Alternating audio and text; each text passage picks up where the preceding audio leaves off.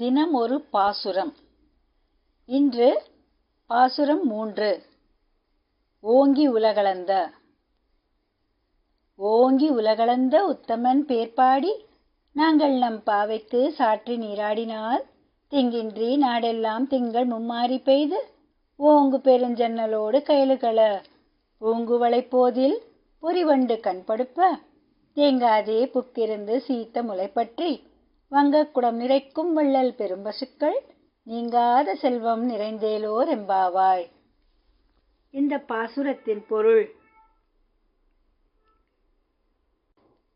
தோழியரே, மகாபலியிடம் 3 அடி மண் கேட்டு வாமன அவதாரம் எடுத்த பரந்தாமன் இந்த பிரபஞ்சத்தையே அளந்து தன்னுடையதாக்கிக் கொண்டான்.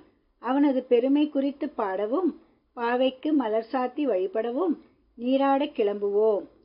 இந்த வழிபாட்டால் தேசமெங்கும் மாதம் மும்மாரி பெய்யும், வயல்களில் நெல் செழித்து வளரும், வயலுக்குள் மீன்கள் பாய்ந்தோடி மகிழும், குவளை பூக்களில் புள்ளி வண்டுகள் தேன் குடித்து மயங்கி கிடக்கும், பசுக்கள் வாரி வழங்கும் வள்ளலைப் போல தாராளமாக பால் தரும், அள்ள அள்ள குறையாமல் செல்வம் பெருகும்.